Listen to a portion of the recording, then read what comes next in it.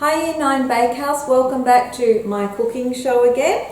Okay, what we're going to be making today is one of my favourite gluten-free recipes. Next week we are going to be studying food intolerances, and one of the tasks that you will have over the next few weeks is to research different types of recipes, and one of the recipes you'll need to research is a gluten-free recipe. Okay, so I thought I would show you one just using gluten-free flour. And we'll discuss glutens and things of that nature next week in our theory class.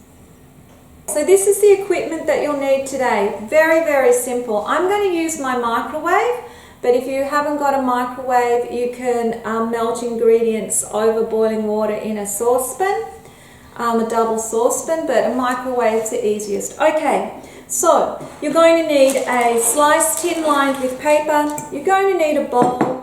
And you're going to need some measuring spoons and a mixing spoon, and your oven needs to be set at 180 degrees. So that's all your equipment.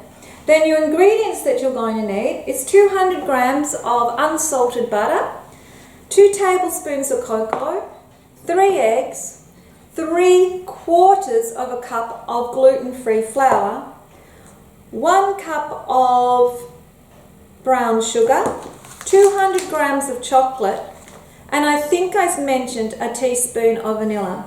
Okay, so it's quite an expensive recipe, so I don't expect you to make it. We make this for special occasions and when we've got people coming over.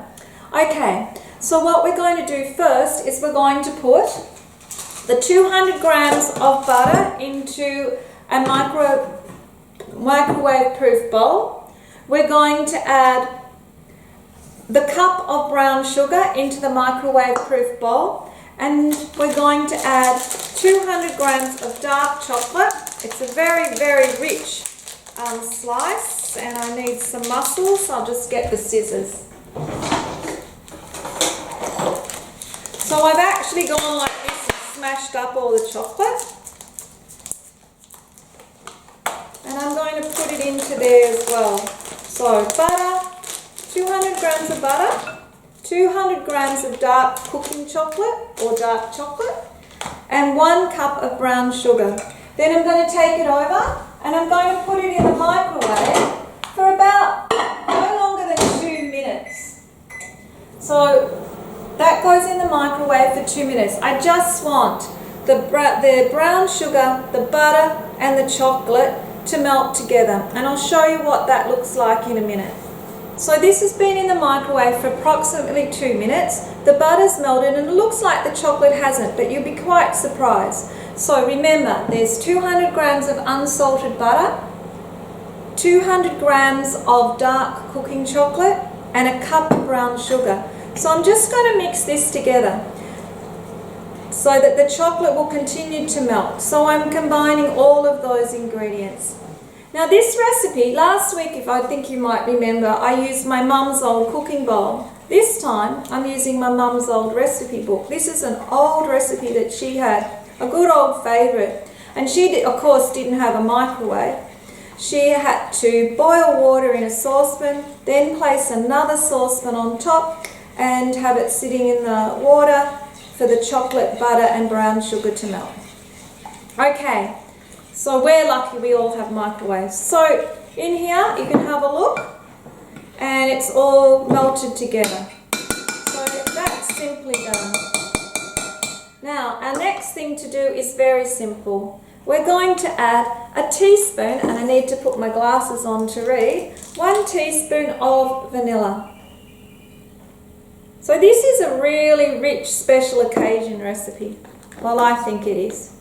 Okay, 1 teaspoon of vanilla, and I'm going to mix that around.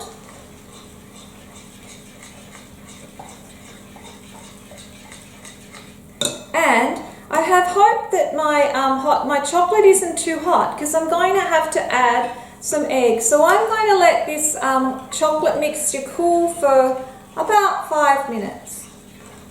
Once we've added the vanilla, and we don't want our mixture really, really hot, because we're going to add some eggs now. So in this bowl I have 3 eggs. So far we've used 200 grams of unsalted butter, 1 cup of brown sugar, and 200 grams of dark cooking chocolate. Mine was 75% Cadbury.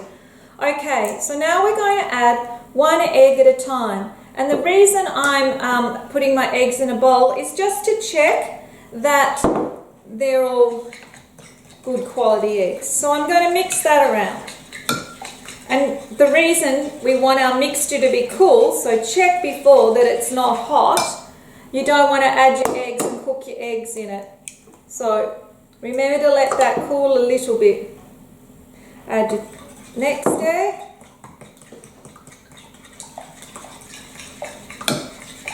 Mix that around. And then your third egg. So 3 eggs in total.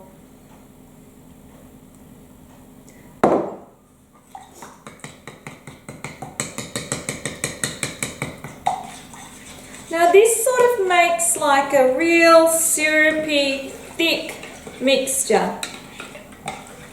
We get all those eggs mixed together. Remember, our chocolate mixture needed to be fairly cool.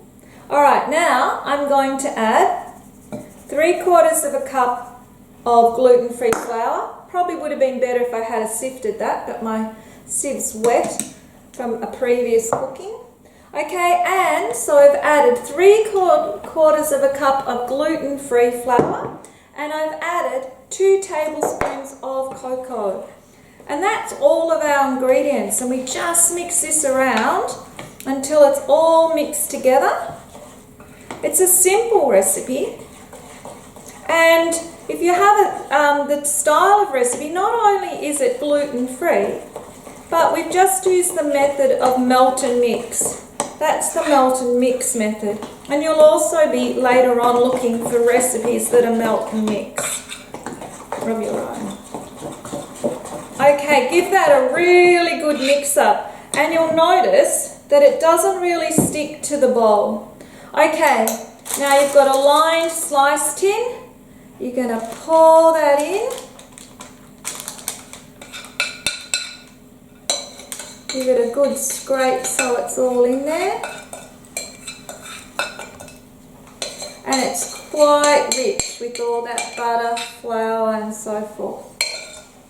Okay, now we're going to just move that around a bit. I'm just going to get my little spatula for that. We're just going to move that around into the tin to make it in a nice rectangular shape. So if you look at it, it's sort of like a hot chocolate fudge, really. Just moving that all around. And then, that's all it is. And into the oven it goes for 20 minutes on 180. Okay? 180 for 20 minutes. I've put it on the middle shelf. Okay? I'll be back in 20 minutes to check how it's going. Timer's been off and it's been on for 20 minutes at 180 degrees. So I'll have a look and see if it's ready. Pull the tray out into the middle. God, I'm short. And pull it out. Now, it's a little bit sticky, but I want it to be sticky because I want it to be sort of fudgy. So it looks to me like it's ready. And you can see it spread a bit. So that is my chocolate brownie recipe. And I think it'll be okay. What I have to do is I have to leave this sit here for at least 20 minutes now. So I didn't want it to be too dry. So that's why when it had a little bit of moisture on it, on the end of my testing stick, that was a good thing. So I'm going to leave it there for about 20 minutes before I take it out of the tin, and I'll show you what it looks like. I tell you what, guys, this cooking show is pretty hard work. I hope you're enjoying it. And now it has cooled for quite some time, and in the recipe it actually suggests that you leave it for a whole day before you eat it. So now it's time to plate up. So I'm just going to go like this, and I'm going to cut it into 3. So then I'm just going to plate it up. So I've got a nice plate, because plating up's really important. And I've got a nice plate. I'm going to put a few out here.